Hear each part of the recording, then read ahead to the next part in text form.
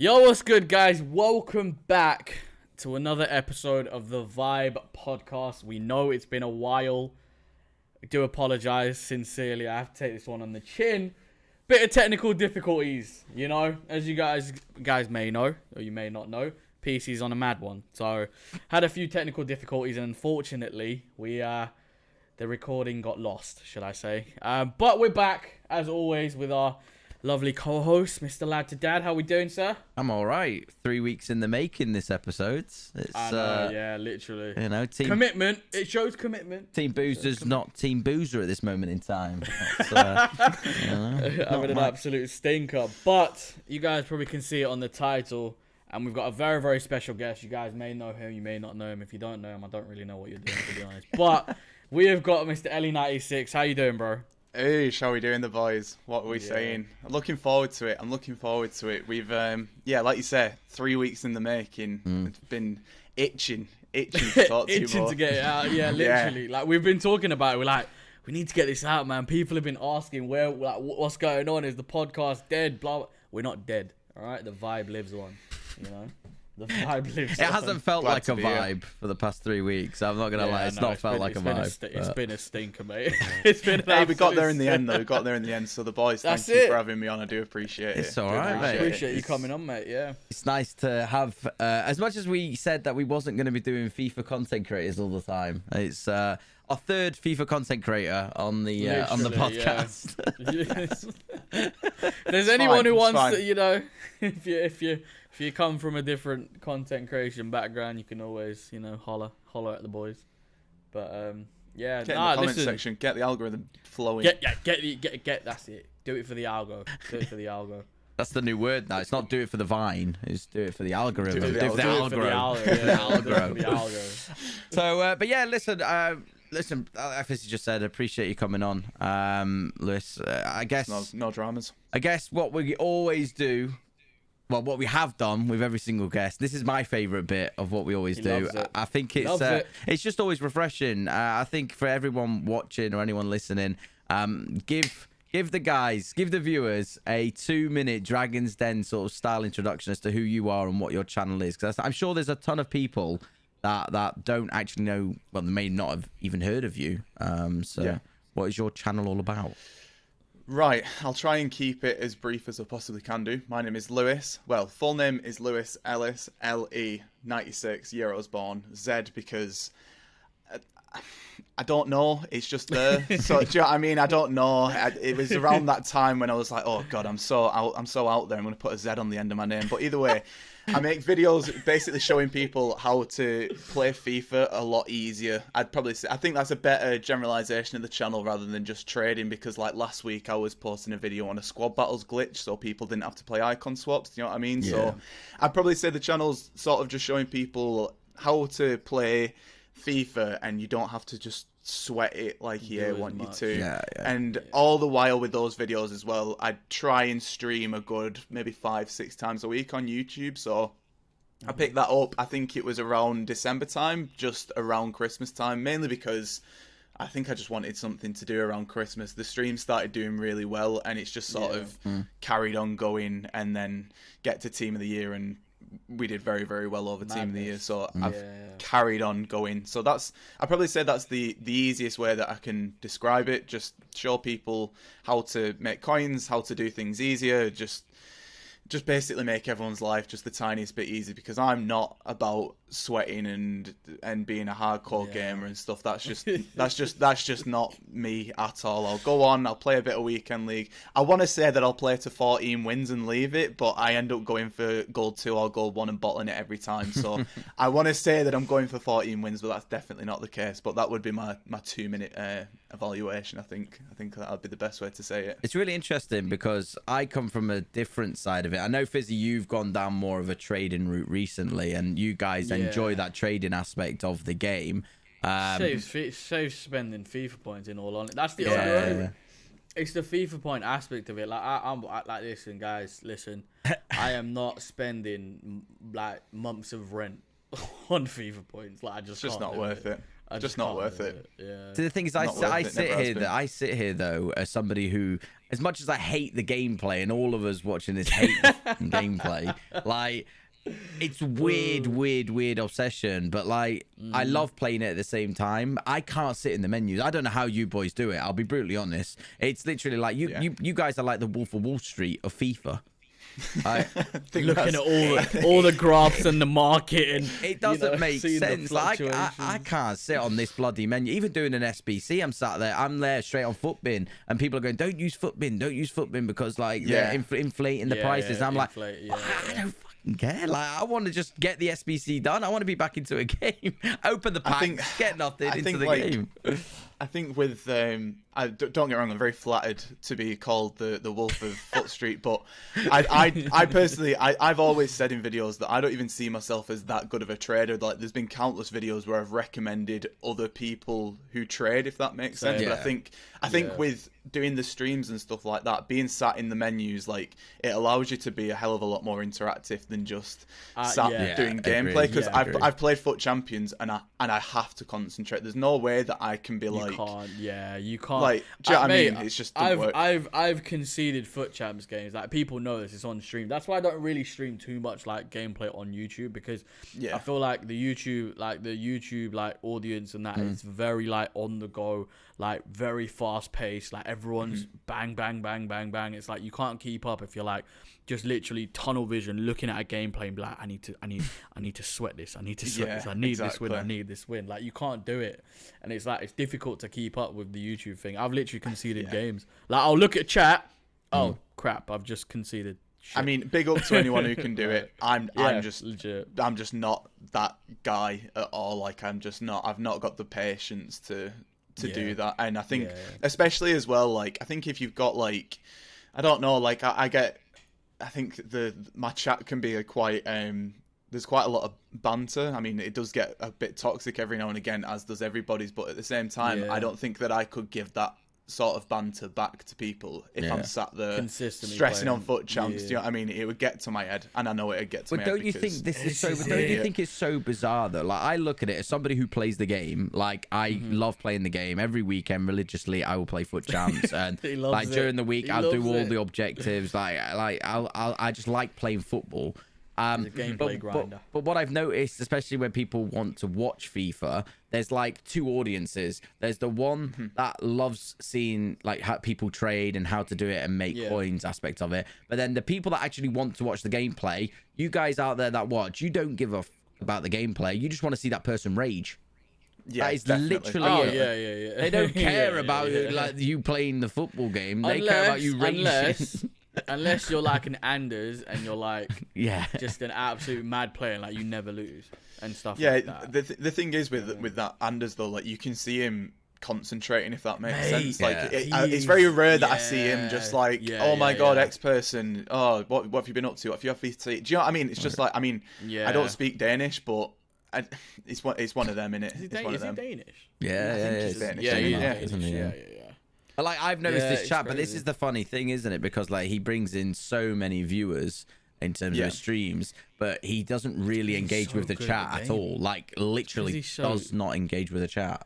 And I think he's he reminds me a lot of Tex. I feel like Tex at the start, he was literally just pure gameplay, whereas just Tex now is a bit more like he's interactive with his chat. He's a bit more of a I feel like there's pros and then there's streamers. I feel like Anders is still in that stage of being a pro, even though he's not old enough to compete. He's definitely a pro, if that makes sense. Yeah. Oh, I mean, mate, listen, like, the kid does bits. He's magic, man. He does absolute bits. Like, I've been on his streams and I've watched and seen how he plays, and it's even when people say it. Do you know when you play weekend league and you concede a really rubbish goal for whatever reason, it might be gameplay, server issues or whatever, and you rage at yourself rather than rage. You rage at the game, but your head, you lose your head. With him, it's you though, don't you? Yeah, like with him, if he concedes a goal, doesn't let it impact him. He's just focused 100%. And he's like, he'll do whatever he can to get another goal back, and that's the and it shows as well. It shows as well because he's however many and one. It's a winning mentality, isn't it? Like, it is literally. It's the same thing with like some of the biggest footballers in the world. Your Ronaldo.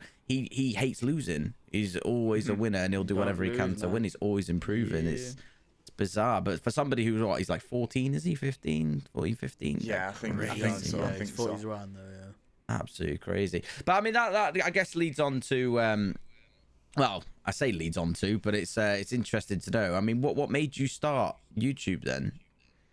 I mean, I think I've mentioned it to you both before, but I started YouTube back when I was like 11. So I started off doing like wrestling videos and stuff like that. So like getting wrestling figures, taking a picture, moving them, taking a picture, moving them, and it sort of turned into like a stop motion. Maybe say like I was gonna say like Robot Chicken then, if you've ever seen Robot Chicken, but I don't think the animation was as good as Robot Chicken. It was a lot more choppier than that, probably like maybe 10 frames a second. But I think I started off with that, and mine literally just came out of boredom, I suppose. Like I don't know. I've always been quite independent. I've not got any brothers or sisters or anything, so I've always been quite independent, and I've always been quite good at finding stuff to do and keeping myself occupied and stuff. And I think that's where the sort of YouTube thing came about. So I started off at 11 doing that. Then I moved on to Call of Duty after that and recording. funny enough, I was recording like glitches on COD, but I was literally like, I would have my camera set up in front of my telly on like stacks of games, and then I would record the game and then get that on YouTube.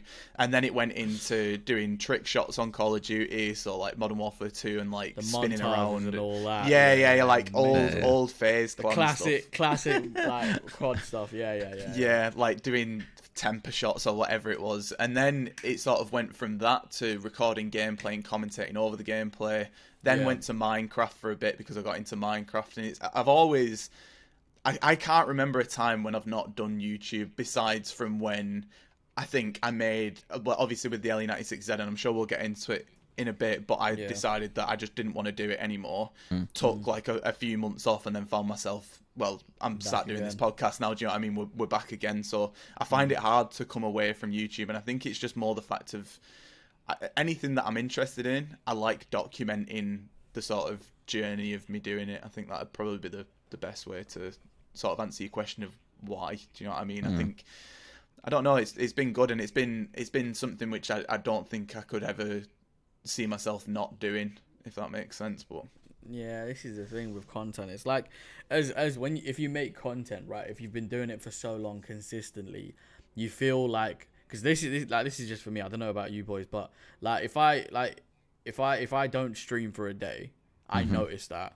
Whereas if I don't do something else for a day, I won't really notice it. It'll just go by. But if I don't stream for a day, or if I don't like, you know, look at the sub count or look at videos or whatever, I feel like, bro, like, what's going on? Like, I haven't done anything today. Like, it's sort of that, like, it's sort of like the fear of missing out as well. You feel like if I don't upload today, or if I don't do X thing today, then they're gonna go on to someone else. When that isn't really the case. It's not the case, but at the same time, it's what do you do with the free time? Do you know what I mean? Like, there's never a bad time to start recording, or there's never a bad time to just stream. Like, we are literally in a position where we can turn on an Xbox or a PlayStation, and fortunately enough make money from it, or like it's just like an outlet for us. It's something like on the side, like we've got like a community around each and every single one of us, and I think that having that support network is just such a good thing for anyone in general. And it's YouTube's always been something which has helped me. Again, I wouldn't have done it for the past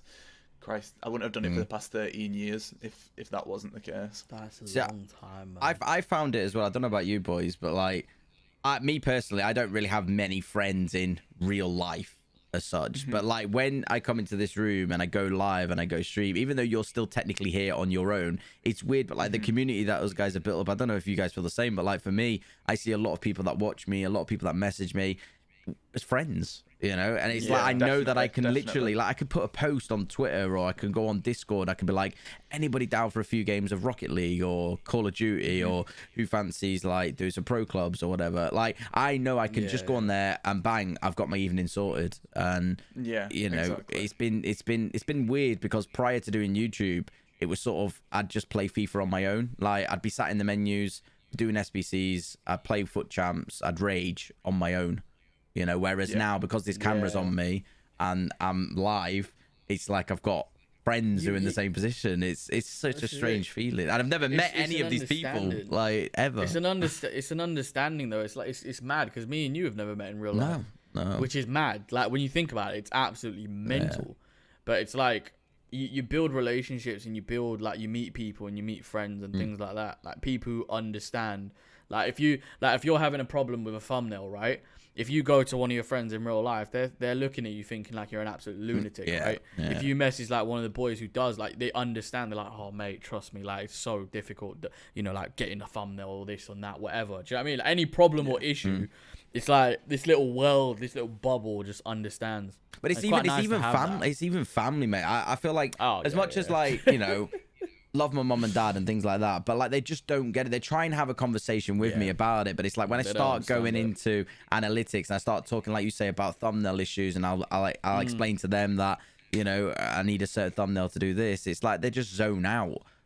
They don't have a clue, and it's sometimes I feel like I'm just wasting my time having that conversation with them. Whereas I know that if I have got a headache with, like I had a headache with a pro club stream that I did, and I didn't know what to do for the thumbnail. So a graphic designer that I use, I just messaged him. I was like, look, I'm brain dead. This is what I'm wanting to do. Have you got any ideas? Straight away, boom, he was like, yeah, I've got this idea. Or if I've got a problem with like a video's not done as well, I'll be like, I'll message Fizzy and I'll go, oh, Fizzy, this video hasn't done very well. He'll take a look at it and you'll be like, this is probably why I try this different. So it's like, you know, it's more than just a friend aspect of it. It's like you've actually got people that get it as well. Because this scene is so difficult to understand, like to the normal person when you have a conversation with them. They're just, I don't know about you boys, but for me, it's... That's what I said. They look at you like you're an absolute loon.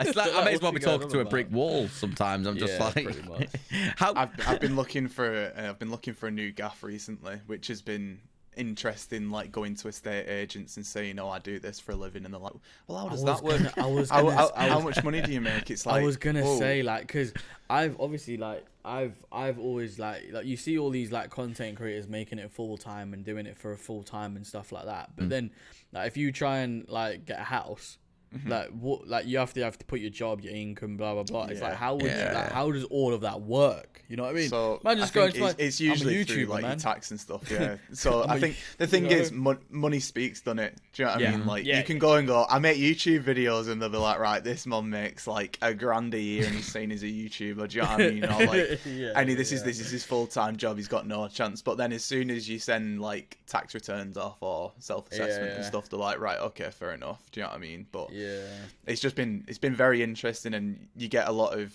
I've had house viewings as well. Obviously, you know, people coming round to the house, obviously that I'm leaving now. And I had a guy. I mean, he won't watch this video, but I had a guy come into my house the other week. Yeah. And he was like, so what do you do, Led? Bear in mind, at the minute, I've got, honestly, behind this camera, there's boxes everywhere. There's a mattress in the corner because I've just had a new bed that's on the way to the tip. There's washing everywhere. There's bags everywhere. It looks like an absolute stinker. Honestly, I couldn't say like anything worse about. Yeah, I'm a YouTuber. I'm living the dream here. There's shit everywhere. But he was like, oh, so what do you do, Led? So I was like, oh, I make YouTube videos. He was like, so how much money do you make? It's like, whoa, you need. That's the first question. You need to slow down, you chief. You need to slow down. Anyway, so he was like, how much money do you make? How could I go about doing it? Well, upload some videos. Gets to the end of the conversation.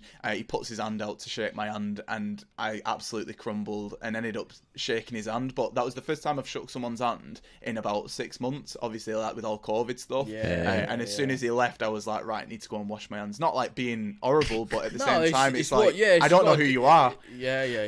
It's funny you say that. Where you been? It's really funny you say that though, when you say, because you have a different outcome to what I do when somebody asks you what you do. Like obviously I'm still technically in like full-time work, you know, borderline going part-time, to obviously focus attention on this. But like when somebody asks me what I do and I'm like, oh yeah, I do YouTube, the first thing that people say to me is, how many subscribers have you got? Mine's how much money you make. Mine doesn't. Yeah, that's what I'm saying. It's weird. Like, every time I say to somebody that, they're like, how many subscribers have you got? And then you're sort of just like, you sound a bit of an idiot then, 'cause you're like, yeah, I've only got like 3,000 subs, but I say I do YouTube. It's 3,000. It's 3,000 more than zero, isn't it? It doesn't exactly. matter how many you've got. But I think mine was the fact that it was during like work hours. Do you know what I mean? I think that's probably said. Yeah. He was probably thinking, why aren't you in work? Do you know what I mean? So. Like, why have you not got a proper job? Why are you sat in the corner of an office with bags around you and boxes everywhere and a mattress in the corner? What is wrong with you? So he was all right in the end, to be fair. So where do you think then? Where do you think your channel's going then, Lewis? Are you wanting to be more? Because obviously you are a FIFA content creator, like all of us are here. You know, do you see yourself staying on FIFA for the foreseeable future, or where do you see sort of your career path within YouTube going?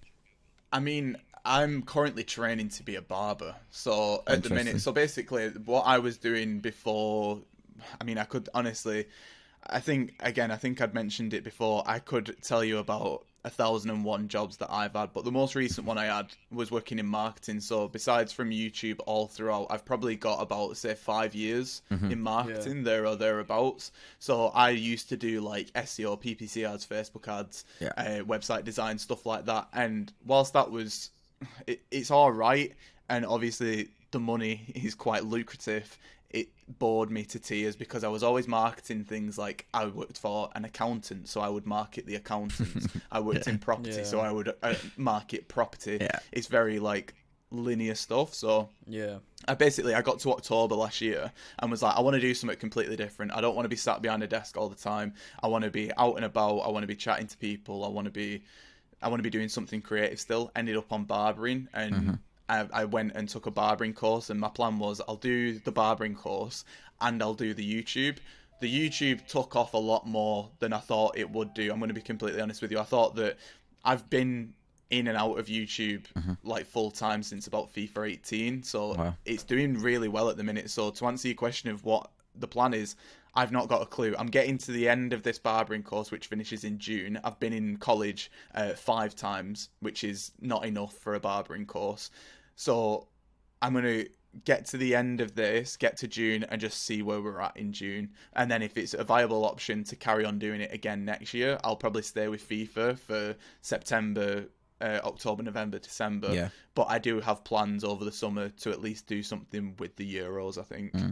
How have you found, this is just an interesting one from my point of view, how did you find that balance between working full-time and obviously doing YouTube? Because obviously I know you, Fizzy, you're sort of you're balls deep, you're full-time, you know, you're doing everything. I mean, Fizzy's blowing up on the TikTok, he's blowing up on everything at this.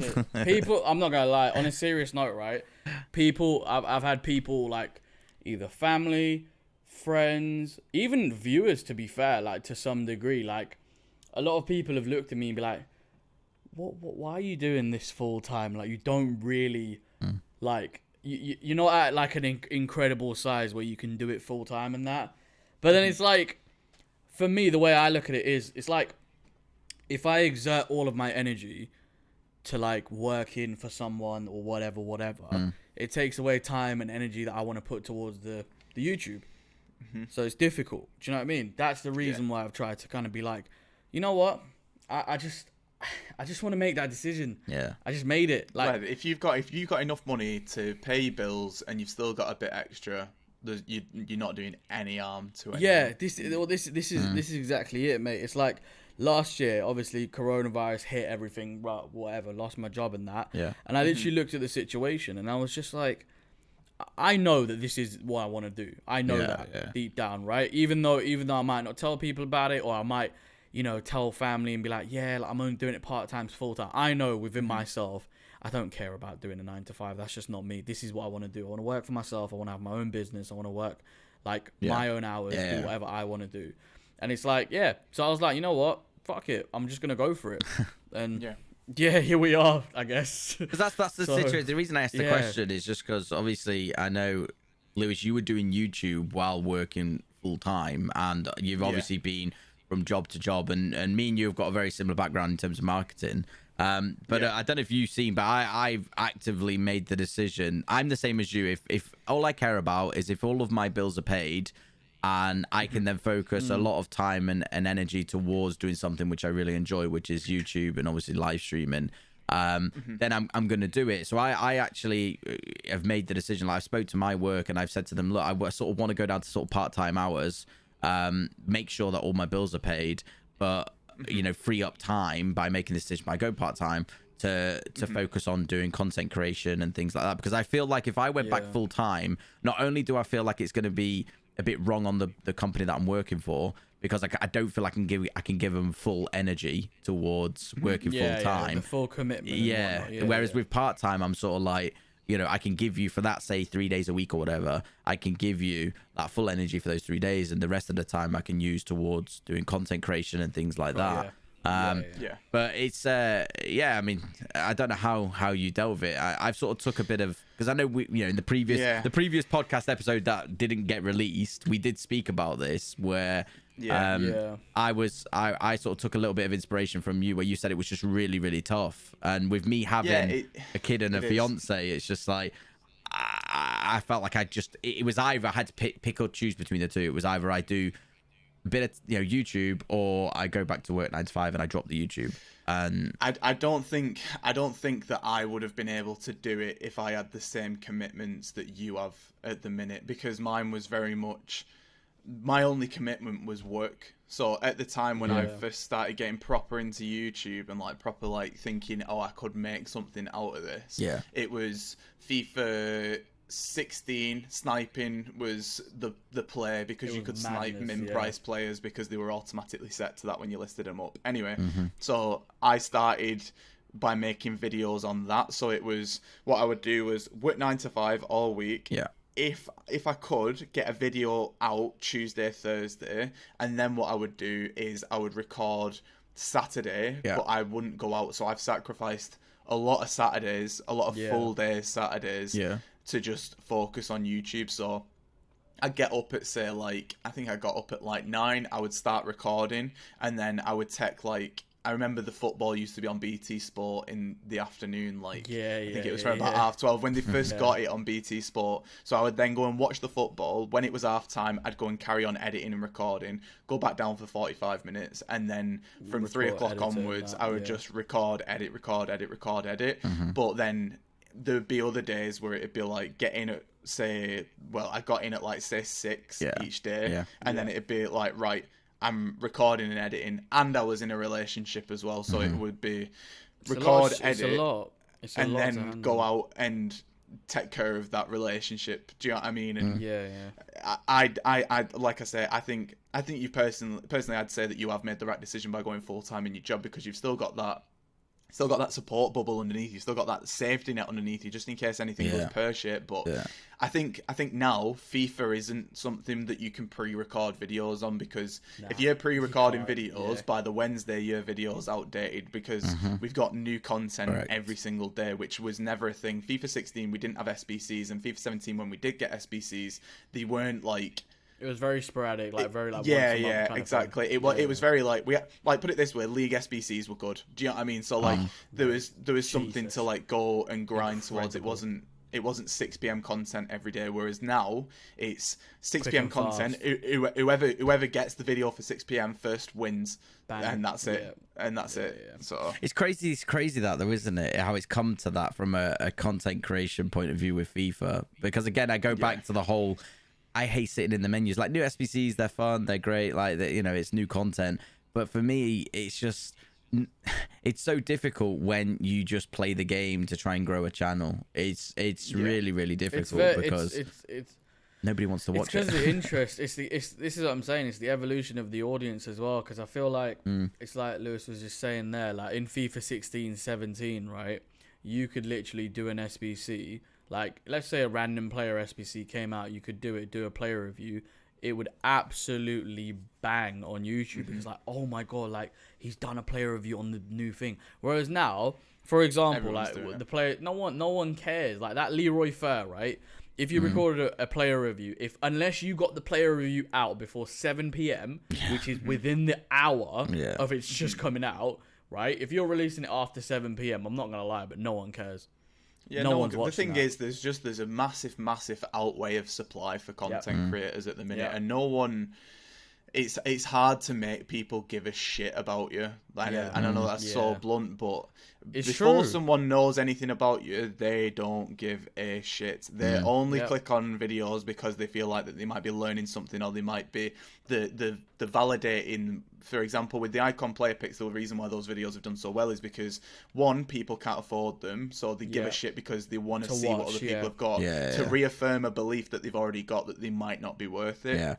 Yeah, and the thing is, they'll get high click-throughs and they get high watch time, so they'll do well for the algorithm. But if you're on the other side of that and you're not constantly pumping money into the game, you need to find something which makes people give a shit. And thankfully, for me at the minute, it's trading. And again, I'm not the best trader in the world, but people are watching, so I'm not complaining. Touch wood, I count my blessings every single day that I'm in this position. So see, this is the position that I'm in. It's funny you say that, because this is the position I'm in. I hate trading, and I don't have unlimited funds to open as much packs as possible.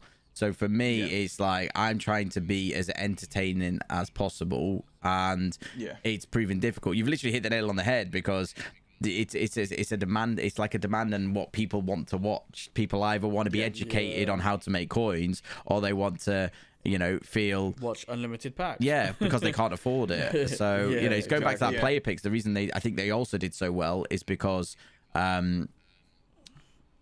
they haven't been available, like they've not been around before. There's something new as well. They were available through icon swaps, weren't they? They were, I think it was so the first icon swaps was the base icon player pick, and what happened was they were like really good into, like, they were really cracked, like they were giving out a lot of players. So I think a lot of people were like, because I said this as well, like I said it on the live stream, as soon as we saw that, I was like, yeah, these are going to be cracked, because the first ones were cracked. Wasn't the case, because a lot of people have got stinkers, I'm not going to lie. But a lot of people have got very good cards as well. But the thing is, it's just, we love shiny new things, bro.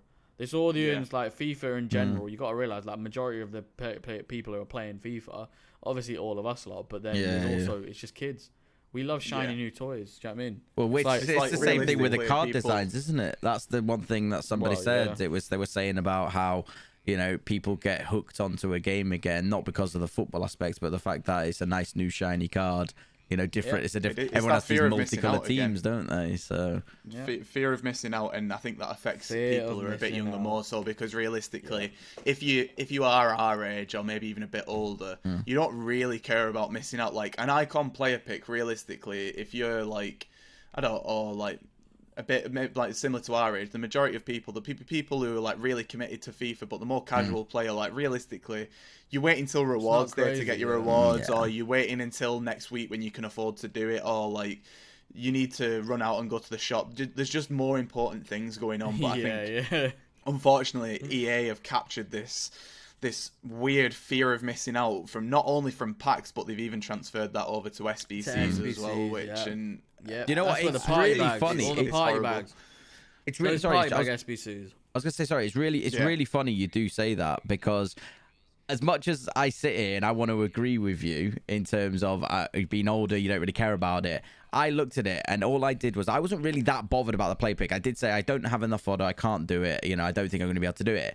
Literally that night, I went downstairs. I was watching TV with Sophie. I was looking on TikTok. I was looking on Twitter. I was looking on Instagram. All I kept seeing was these absolutely cracked player picks with like big pulls, pullets left, right, center. Then fucking T-Boozer goes and pulls a Mateus, and I'm like, go on, this. Like, I'm doing it. I'm doing this now. So I stayed up all night. 7 hours. I stayed up all night. Do you think if you hadn't seen all that stuff on social media, though? Yeah, I wouldn't have done it. Yeah, exactly. It's the fear of missing out again, because you think you get that little seed in your head that's like, yeah, but what if I did? It's like it is gambling. It's gambling. It's 110% gambling. It's like so bad. I'm gonna get a holiday. I'm gonna get an R9. That's what it was like. Like I kept looking at my team, and I was just like, I could just do with a Ronaldinho in my team. Like, and you keep seeing all these cracked players coming up, and yeah, it is the gambling aspect of it. It's the whole, if I don't do it, then I'm never gonna know. There has to be some regulation soon around it, because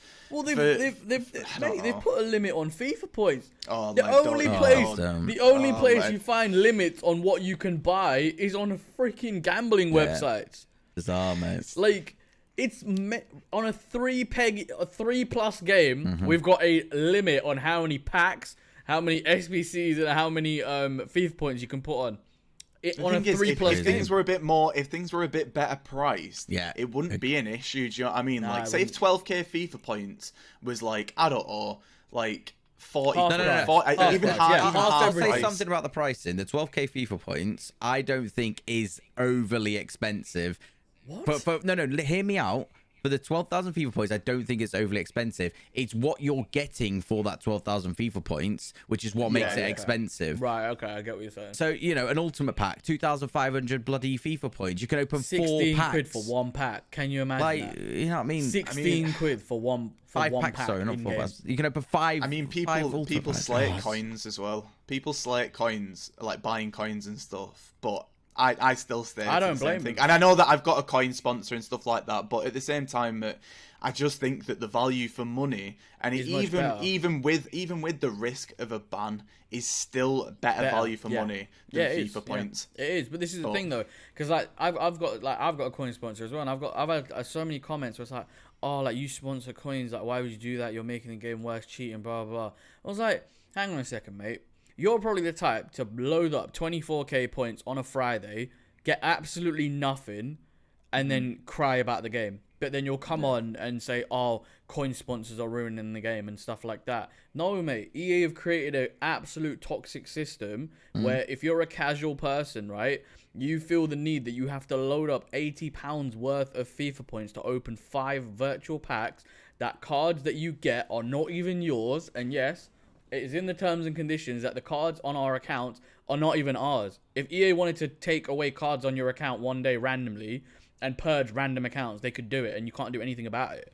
But those people want to sit and complain about coin spawns and things like that. You're getting much better value. Go on, Fizzy, let's go on. No, but it's true though. It's true. Honestly, I'm literally sat here grinning. You honestly couldn't have put it any better. It's true. This is what I mean, bro. And this is the thing that I feel like as a community we're so divided on loads of different issues. When it's like, hang on, right?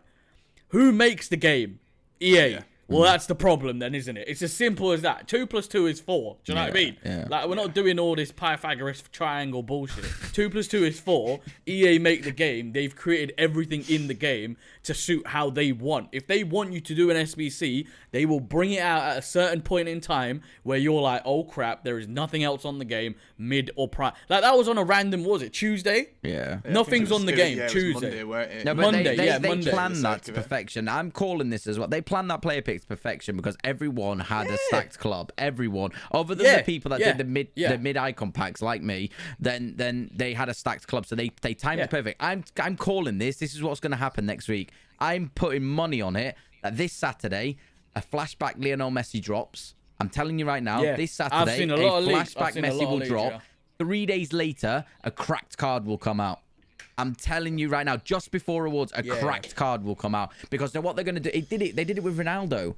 Every Tom, Dick, and Harry did that Ronaldo, because they were like, it's a Ronaldo, it's his build type, He's dead. You know what I mean? It's so a Ronaldo. Dead. I've got a Ronaldo in my club. I even did it, you know, thinking that it was going to be good. It was cracked for about a day, 2 days, and then the card was gone. But literally just after that, let's change our game. So players you use and done are not good anymore. So you have to freaking do new ones that we bring out. But just after that, they dropped the Wayne Rooney. Nobody had any fodder in their club. Nobody. So it was like the people that didn't do the Ronaldo got rewarded because they were able to do the Wayne Rooney, but the people that didn't, Rooney, you know what I mean? I feel really. So I'm calling it. I'm saying it right now. They listen. These guys are brilliant. They know at what point to drain people's clubs and things like that. They must know how many certain ratings are in each people's club. They have to have the analytics. Average ratings, like. Average, they must do. Which is right, because then it'll be like, if it's outweighed, it's time to take the cards out of the club, and then we'll keep flopping in and out. But you're really true though, because like even to the point where they must know that information, because when they drop these like random cards, that you look at it and you'd be like, oh, this is. We look at it and we go, well, that's shit content. Like, that's awful. Why have they released that card? You know, there's just no point. But you just know that there'll be a ton of section of people that will be doing that card. EA must know this, because otherwise, why would they release that card? You know, they must know this. It's all. At the end of the day, like I said, they create the game and they want to make money off the game. They'll do whatever they need to do. I'd love to see the analytics that they've got. I'd love to see what they know and different things. What different things mean. Like if X person plays for X time, this happens, or if this person's got this much in the club, this happens. Or I'm not saying that they change pack weights or what's in the packs and stuff. Nah, they do. Come on, Lewis, come off it. You know they do, mate. Mate, last year we got a team of the season, right? Everyone was getting Sancho's left, right, and centre, who was actually a decent one. Oh, an hour later, sorry guys, we've noticed that there's an error with the Sancho. Everyone's pulling stinker Hendersons, man. Come on, fair enough. Then, I'm telling you, like these guys, they do what like pack weight. Why is there a 1% chance of getting a what if? Because there's a different. But that 1%, under 1%, that under 1, when it says under 1%, could be anything. Could be anything. Whatever. I firmly believe that there is some level of scripting, whatever you want to call it, coding, whatever. Right. Well, and this is where I'm proving it because. I'll come into a point in a second. Well, this is where I'm proving it because as you all know, I took probably a 2-month period away from the game. Hardly played it. I didn't touch Div Rivals because I think that's an absolute con what they've done this year. Just didn't play the game. Like I got to Gold 3 and then just didn't touch the game during the week. I remember I think it was the second or third week of me not playing the game, I pulled a Kante and a Neymar untradeable. Literally, they were just like, oh, here's a Kante, here's a Neymar. He'll come back on the game. We know he will. And now look at me. All of a sudden, I've chucked even more FIFA points on since then to try and pack play. Like, you know what I mean? It's bizarre. I mean, I didn't play on my Xbox for 4 years, and I've come back and I got Team of the Year, Fernandez over Team of the Year. I mean, I'm not. Maybe I don't know. I don't know. It is mental, man. But the big problem, I honestly believe, the big problem, I feel it's the end goal of FIFA is to have the ultimate team. And that is it. It's the marketing to the point, though. It's to the T. It's mad, honestly. Blows my mind. But that brings that kind of makes like a point of the whole like with FIFA content in general. At the end of the day, when EA's content gets more and more like you have to have the best of the best, which is why now content-wise, you have to have the best of the best. You can't upload like. Back in the day, right, you could upload, like, if they brought out, like, a Team of the Week SBC, you could do one and get so many views on it. Yeah. You could just do one, be like, opening my Team of the Week, it'd get, like, 100k views. Now, unless you have, like, 15 to 20 icon packs, it's like you're just not. Like, I released a video, like, yesterday, right, on the 84+ player pick, and I thought it was going to be a banger because I got it out. Like, literally, 7:15, an hour and 15 minutes later than what it came out. Yeah. Didn't do that well. It's just people like with the content, it's like it's very difficult to pinpoint what people want to see and what people will click on. This is why clickbait exists in YouTube. I've seen so much clickbait in the FIFA community, so much. I feel it's all changing. I feel like the millennials that are coming through are intaking content differently to what they did or what people did maybe 5 years ago. I feel now the world has become lazy, which is why platforms like TikTok have done really, really well, and why YouTube is jumping onto that, that whole thing that's going on with TikTok with their YouTube Shorts. I feel people don't want to sit there and watch, and it's ironic that we're doing this we're 45 minutes into this, but I genuinely feel people consume content podcasts differently. Are doing very well. Podcasts are doing very well. I don't know what it is. I just feel people are consuming content differently, and people have become lazy because nowadays, 5 years ago, you wouldn't be able to. Not even content, but like everything to do with day-to-day life. Like you never used to have Amazon where you could go and order something, it'd be delivered within like half an hour.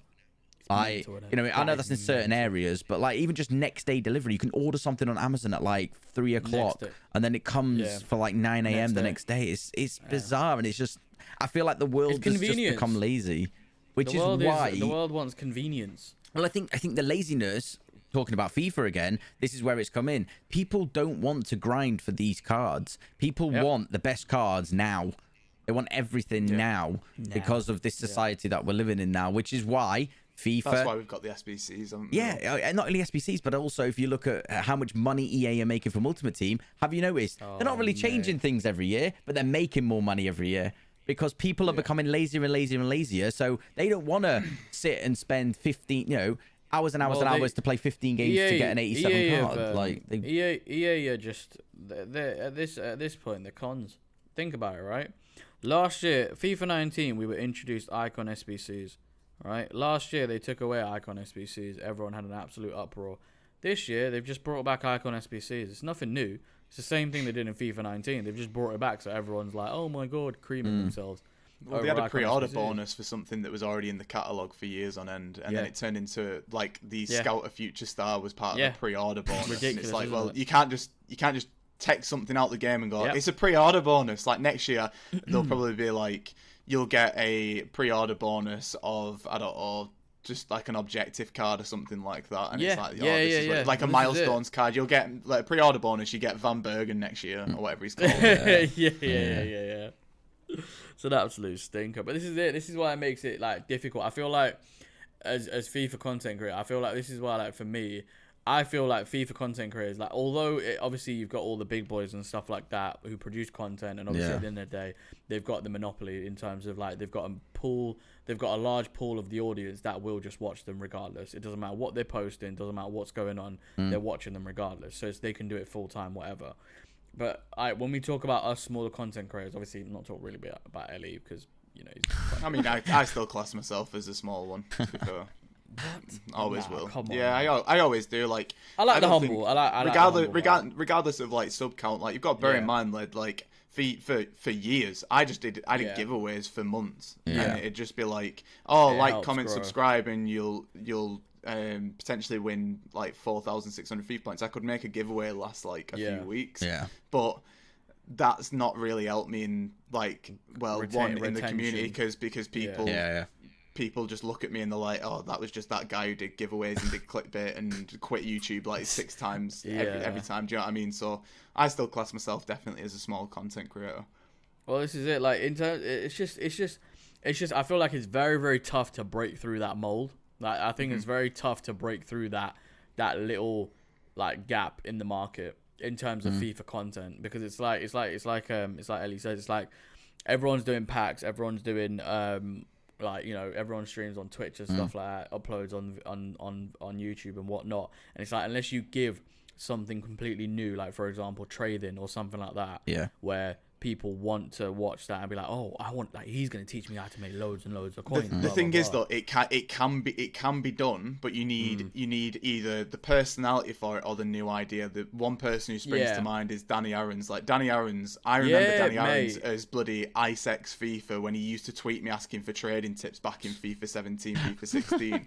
And that man has grown a following on a different platform on TikTok and brought that over to YouTube. So I get what you're saying. But there is exceptions to the rule. However, I do agree with you, because if you don't start well in September, October, and you don't put something out, some kind of pull for that initial audience, you are a bit screwed for later on in the year. But there is exceptions to the rule, and people can come out of it. But it needs to be either personality, it needs to be something different that people haven't seen before, or it needs to be something that adds value to someone's life. Whereas, like for example, in Danny Aaron's case, he's got a personality, he adds something to someone's life because he actually it's entertainment, and he's funny as well. Like, I can watch him at 24 and his content is still relevant to me, and I bet that there's people who are younger who'd watch him, like who are 13, 14, who would watch him.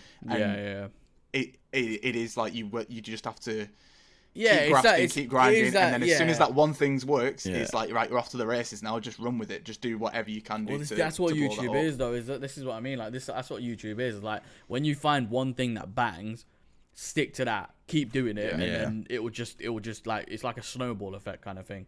I just think that there's so many FIFA content creators now, I feel like it is sometimes difficult to compete with them on a video side basis. Like, if you're not opening loads and loads and loads of packs, you got to offer some kind of other value, if that makes sense.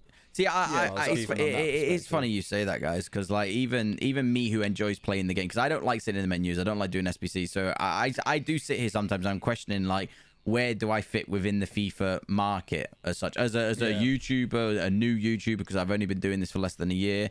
Like, where do I fit within the market?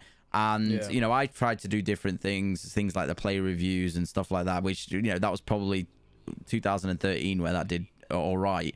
But like now it's even the little things, and I think this is where the gameplay's just in the mud, because I try and do little fun challenges. Like I've tried to do it now and again. I've tried to like play a full weekend league with like a Leeds team, a full weekend league with a Russian team, and just tried to have some level of fun on the street. You know what I mean? Like my Russian team that I tried to do, it was the worst fucking thing ever. I had fun with it though. I was drinking vodka on stream. Mate. I had Russian music playing. Like, you know what I mean? I tried to make it just a little bit fun.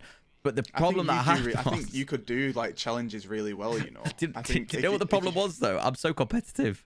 I fucking raged at the game. I raged. I lose my shit at this game when I play. The thing is though, I reckon if you didn't stream that, I reckon you would have got more views, you know. I think you strike me as someone who, like, you see with your Omegle videos that you can use like voice effects and you can like take the piss quite easily. I think your channel would do sick with Champions challenges, but you'd have to find Champions challenges that haven't been done, because a lot of them have been done at the minute.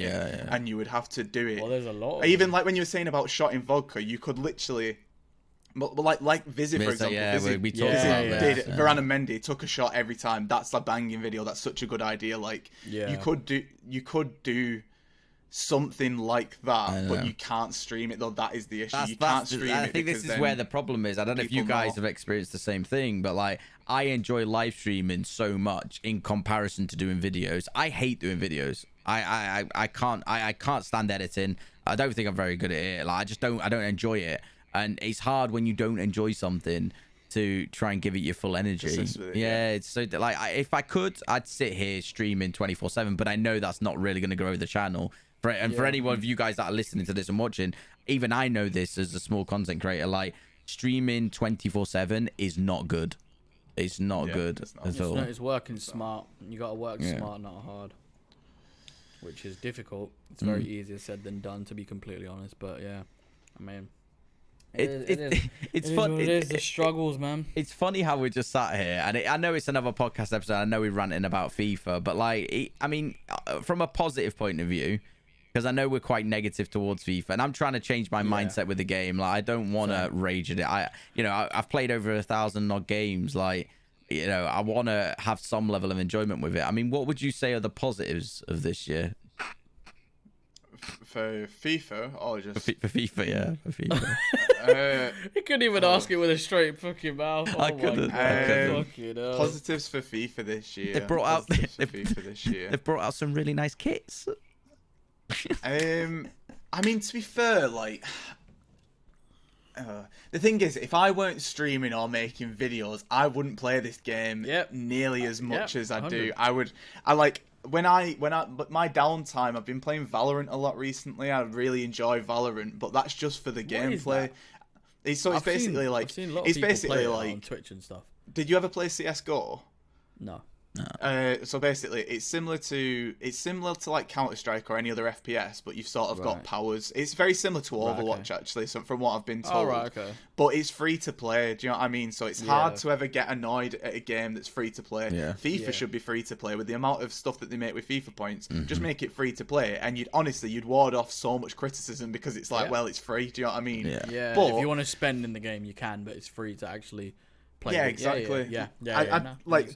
I don't know what the positives for me would be personally. Like, I like upgrade packs, but they're packs, so I'm not saying packs because again, it's packs.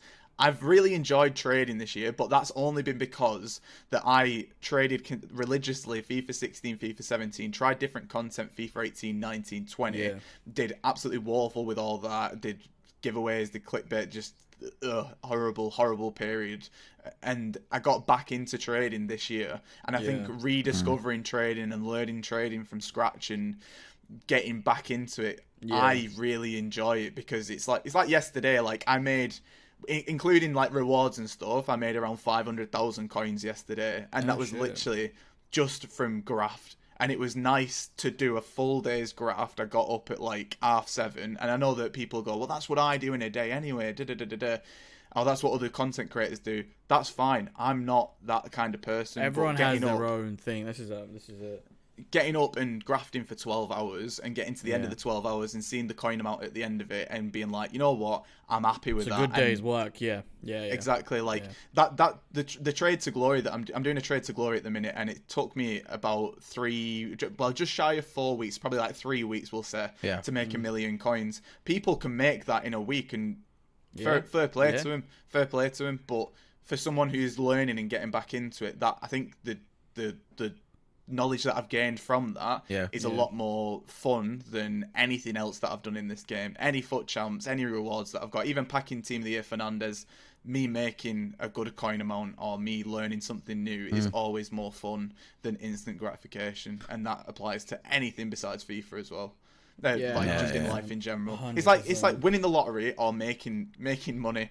Which one's better? You'd rather make the money because you've gone through the journey of making it and you've earned it, rather than just buying a lottery ticket. You've learned skills as well, haven't you? Like, could you imagine being in the position where one day, you're just getting by, the next day you've got an instant amount in your bank account? You wouldn't know what to do with it. You'd go silly, Whereas if you've worked towards it, you've learned so many skills along the way. You've had the ups, you've had the downs to get to that point where you're comfortable and you're happy, and you're sensible with it as well. I mean, I'm not saying that I wouldn't like to wake up tomorrow morning with, Yeah, it'd be sick, wouldn't it? It would be sick, but at the same time, though, imagine you're getting up and you're grafting, that's life though, innit? You get up, you graft, you sacrifice things, you turn things down, you live life. You can't just get stuff given to you and expect the same lifestyle as a billionaire who's made it off his own back. People don't see the struggles. People don't see anything. And this is the thing with YouTube. It's listen, you don't turn on a camera and you just record. This doesn't just happen just off the whim.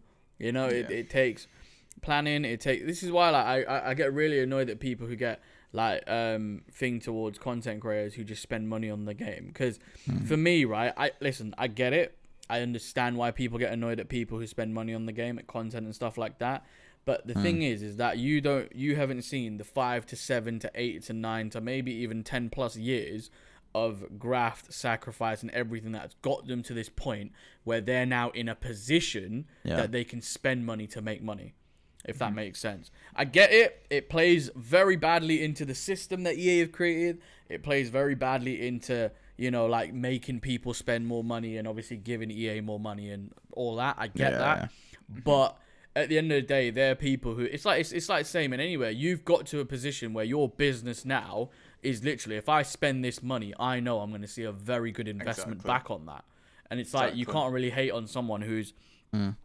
spending money. You play the hand that you dealt. Do you know what I mean? Yeah, exactly. At the end of the day, it's a business. It's like you said with the businesses. You can't go to a business and go, "What the fuck? You've bought loads of stuff in bulk for £2 and you're selling it for £40." It's well, that's a business, you dickhead. That's how it works. Yeah. If they don't do it, someone else will. Don't have a go at the individuals. Have a go at the system that's already created. Exactly. And that is a completely different, separate issue. I think the reason sometimes people do aim it towards the bigger content creators is because in some degree they're adding fuel to the fire.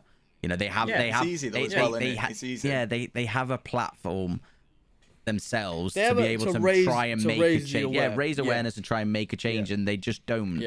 Because obviously I understand that it's their income, it's their livelihood as well, which I understand that. I think for me personally, the frustration that lies with the bigger content creators is I get the whole business aspect. I get the whole, it's their job. I get that. However, the bit that I just feel as though they're not helping themselves and they're making this situation 10 times worse for the people that are watching them is the whole FIFA points scandal. Is content creators will use the card, don't put any FIFA points on, let me spend the money. But you're sat there as the consumer, you're watching somebody like Castro or whoever chuck on thousands and thousands of FIFA points, open all these packs, get absolutely gassed when he pulls an icon or back-to-back icons, or and then you see the state of his team and you're like, that team's fucking insane. This is the bit that content creators forget. The whole purpose of Ultimate Team is to have the Ultimate Team. So me as the consumer, I'm sat here with my bog standard team. I'm watching somebody like Castro open all these packs, have an insane team, and I'm like, well, the only way I'm going to have a team like that that's what I need to do. To put FIFA points on. The only thing is, though, we can't then, if there are content creators who are saying, let me spend the money, I don't think that we should not necessarily not still should have a go, but at the same time it should be applauded because they don't have to say it. No, absolutely. There's a lot of people. There's a lot of people who load up FIFA points and they don't really mention it. They're not really asked if you spend it or not. But I know that it might be an empty statement. It might be something that people say, but if that works for like, say they've got, I don't know, like 20,000 people watching them, if that works for at the very least 10% of that audience, that's 10% of 20,000 that aren't going spending on FIFA points. Do you get what I'm saying? I just think at what point where does it stop? Because it's quite clear to see after seeing the numbers, they're making more and more money every year. So when does it stop? Where does it go from here? I think that unless it is a full united stand in terms of you see every single content creator, I mean every single one. So we're talking Castro, Bateson, Nepenthes, A9, all these big pillars, the foundations, the OG guys who have built FIFA up, blah blah blah.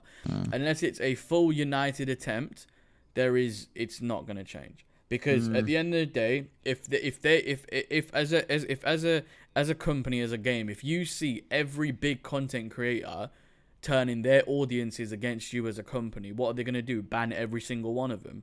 Because that means you've just lost a shit ton of free advertising year on year. There's no way they're going to do that. I'll be honest, I wouldn't put it past them.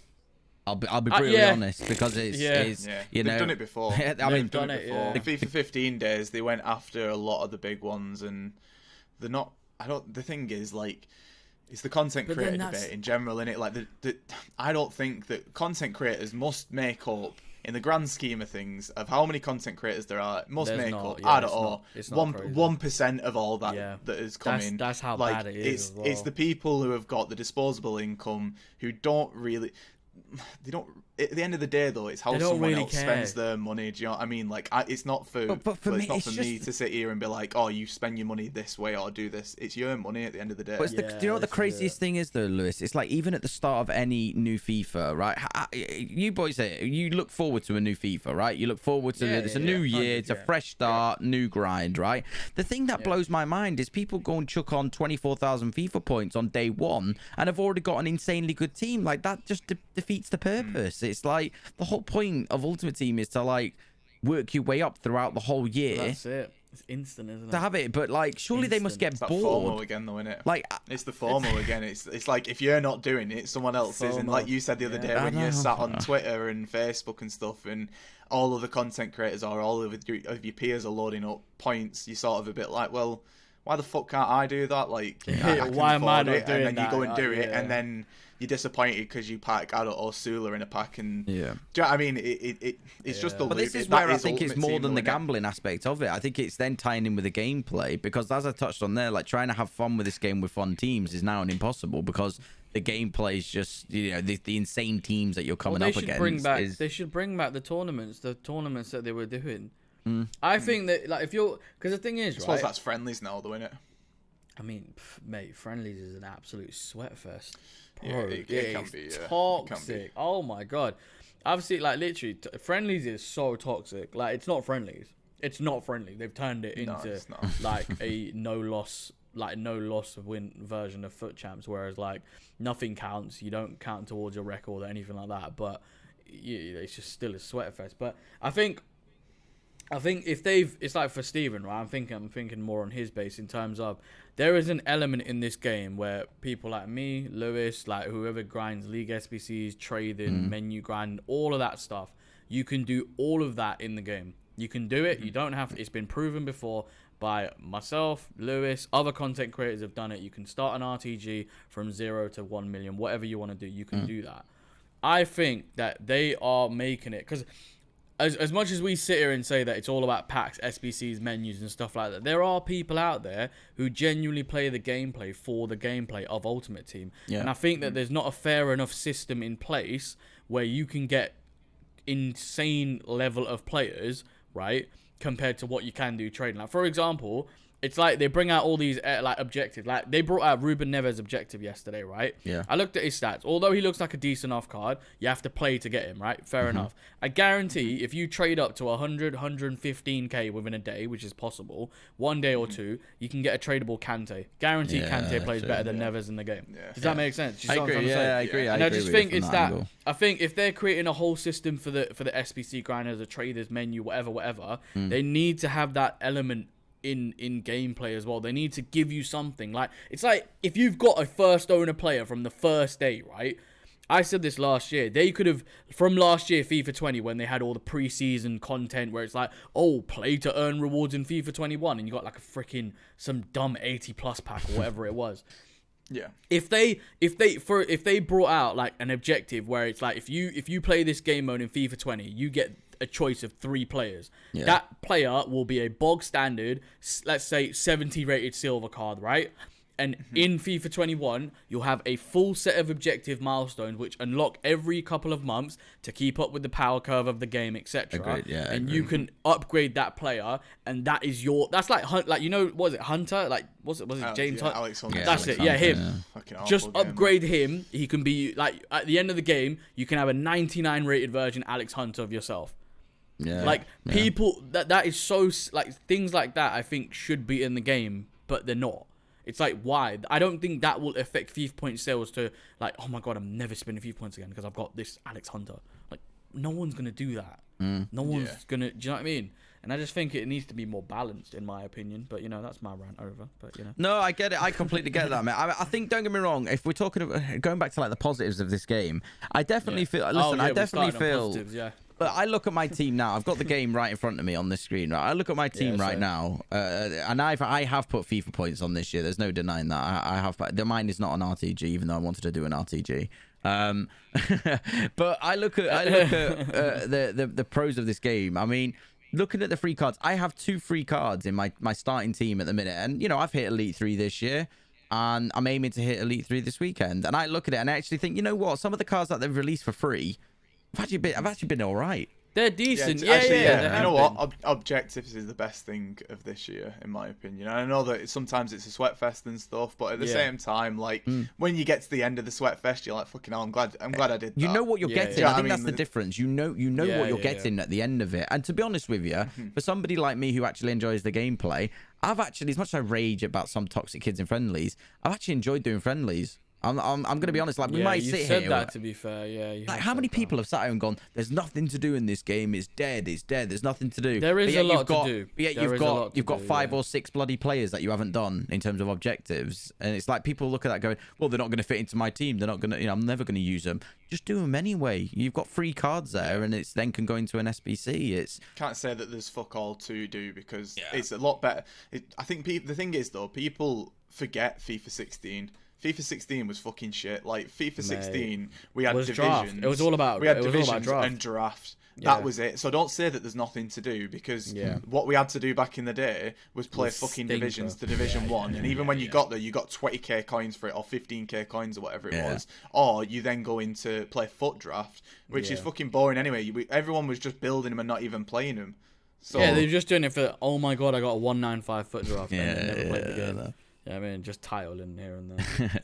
Them videos were a bit... Well, I've had a rant on them before on stream. Just pathetic, them videos. Like, who wants to actually see that? Jesus Christ. The thing is, you say who wants to see I know, it, but it's the addiction to cards. That's what it is. Like, it's like, oh my god, he got 7 icons in a draft that he's never going to play. I know. I love it. It bangs for views. It's evolution. This is what I mean. Like, you gotta, with YouTube doing content, it's like all this content you see, you guys need to like all remember that at the end of the day, lads, like we're not doing this just for the banter of it. We want to try and make something of it, like better opportunities for ourselves, giving ourselves a better life, giving family a better life, like doing things that you might have never ever accomplished, maybe doing a 9 to 5 or like a normal job. Like think about how many content creators started off like 13, 14, 15-year-old kids, and like some of them have met their favorite football players who they probably as a kid be like, oh my god, like I would have never met this person. Do you know what I mean? Things like that. It's like doing this, it's not just always for like the money and just doing it for the banter of it. It is sometimes just accomplishing like life goals. and making a better life and stuff. And I think that's why when I see like these videos that people are doing to like oh my god, I did this, and it's like you're sat there thinking like this is dead. Like, why are you doing this? But then it gets so many views and stuff. It's like they're just kind of growing, innit? Like, it is what it is. I don't know. It's a weird one for sure. It is mad, but yeah, FIFA. I mean, we love it. We love it. What a game! Yeah, we go again, boys. We go again. We love it, and we hate it. And I think seeing it from all angles. I understand why people do the trading, and I understand why somebody like myself rages when I play the game, because that's all I love doing on the game. It's that feeling of score. It's such a weird obsession. It's like I'm addicted to football and I'm addicted to gaming, and this is the only game in the market that is just somewhat playable. Yeah, you're not going playing PES, are you? Let's be serious. You're not playing PES. Not at all. Never gonna happen, is it? Not at all. But guys, unfortunately, we're probably gonna have to wrap it up there, because my PC is turning into Fizzy's PC at this moment in time, thanks to all of this bloody farting all over the place, all of this hour-long exporting malarkey. My PC takes about 4 bloody hours to do it, and it's like a sauna in there. So but yeah, listen, I know obviously this episode's been a bit of a rant about FIFA as always, but we've at least talked about a couple of pros as well. I've enjoyed it, man. It's been good. It's been good to learn a bit more about you, Lewis. Because like I say, I only met you. Oh God, Team of the Year. I met you. Was the first time that I came across your channel. Yeah. So obviously you guys that are watching this podcast or listening to it, please do go check out Lewis on YouTube. LE96. Is it Z, isn't it, at the end? Yeah, Z. Links will be down in the description, obviously. Links, everything down there. You can check me out. You can check Lad out. Check Lewis out as well, because, don't, not. Yeah, he's a good lad. On the boys, do appreciate it. No, listen, thank you so much for coming on, Lewis. It's been great to know you. I mean, I don't know too much about you. It's been interesting to hear that you started off doing wrestling videos. I mean, Jesus, stuff my son watches. I tell you, it's a good job I don't do them anymore. And maybe I'll do one for. If I ever get 1 million subscribers, I'll do a stop motion wrestling. No, what you need to do, you need to release an old video. That's the sort of thing we need to. I need to see some of this retro LE96. Oh God, I'll have a sift through some old videos. I think I'll see if some I can old find clips. Yeah. Let me know your price. I want to see these. But listen, it's gonna be very high. But listen, hopefully you guys have enjoyed it. Let us know in the comments. Who would you want on as the next guest? You still want an OnlyFans model. I don't know why, Fizzy. Bro, he wants an OnlyFans model. I'm telling you. Listen. God. Just spam listen, let content creators know. All right, get them on the Vibe podcast. Yeah, I'm trying to let them know like who you could get on. Who would be a good one to get on? I'm trying to think. Yeah, we're trying to get ghost hunters or anything like that. You can get on. Do you know people who like search for ghosts? I don't believe in it and stuff like that, but I think it'd be good to speak to someone who really does believe in stuff like that. What, believe in ghosts and stuff like that? Yeah, like someone who's like really like a B-Tech Derek. What was his name? Derek Akora. Yeah, that's it. Derek Akora. Mary loves he had his best friend next to him all the time, didn't he? Oh wait, there. Yeah, I know Jeffrey. Well, I can't remember his name, but I'd shit myself because that stuff freaks me out. I can't do all that. I want to get someone on who reckons they could see into the future. That'd be really interesting as well. I want to see if there'll probably be someone on bloody Facebook buy, swap and sell who's a psychic who thinks that they can see into the future. You've got to find someone. I don't believe in it, but I've never ever experienced anything like it. From this perspective, yeah.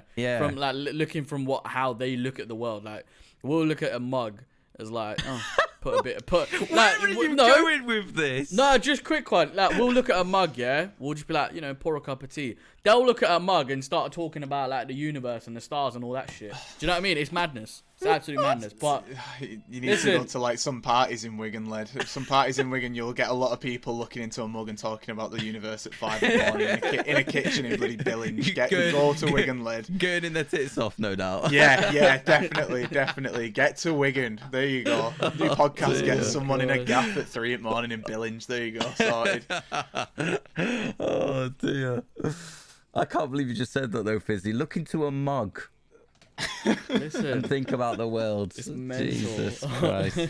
Well, if anybody knows anybody, family, friends who can look into the future, then they're sorted. Get him to drop into the DMs. We'd love to have him on something different. We want to be down there, man. I think. Listen, we want to be honest, don't we? We want to. We don't just want to branch out. Yeah, we don't just want to do FIFA. And I think the problem is you've got to remember we are all FIFA content creators. Me and Fizzy are FIFA content creators. Obviously, the guests that we've had on are FIFA content creators. So it's natural. The audience that we've already got at the minute are going to want to hear about FIFA, you know, and our journey and the guest journey that we bring on. But we definitely want to branch out. We want to do different types of podcasts because I don't want it to be repetitive. I don't want it to be every single weekend talking about FIFA's bad. Yeah, like this game, you know, we don't want that. Like we want to learn other people's stories, but it's just been very difficult. And I'm sure Fizzy, you could say it's been difficult to find. It's difficult to get guests on. I'm not gonna lie to you guys. So listen. Go spam your favorite content creator. You know, let them know the Vibe podcast is looking.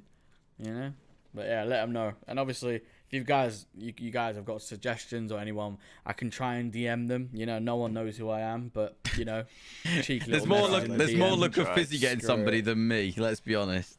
leave in the comments who you guys want to see. I'll have a look anyways. through my DMs. I'll see if I can see anyone who I could like chuck you on to who's maybe not. Say FIFA related. Maybe not FIFA related. I mean, I've got the old social media manager of Football Manager if you want him. He hasn't replied to me since my last message, which is good. But besides from that, I've got Tesco customer support as well in my DMs. So if you want them, I can maybe drop them a message as well. Tesco customers. Imagine the conversations you have with them. What's the weirdest message that you've got on Tesco's Twitter? Yeah. Riveting stuff. Oh, yeah. You're living a wild life there, Lewis. Living a wild life, I tell you. Jesus Christ. But yeah, listen, thank you so much for obviously tuning in again. If you have survived this long, God bless you. Much love. But until the next one, smash the like, subscribe, all the good stuff. Team Boozer's normally good at this stuff. I don't do this stuff. Smash a like and subscribe if you're not a fraud. Simple. There we go. Job done. But guys, thank you so much for tuning in. But yeah, from me, Lewis, and Team Boozer, we will see you guys in the next one. Peace. Take it easy, the boys.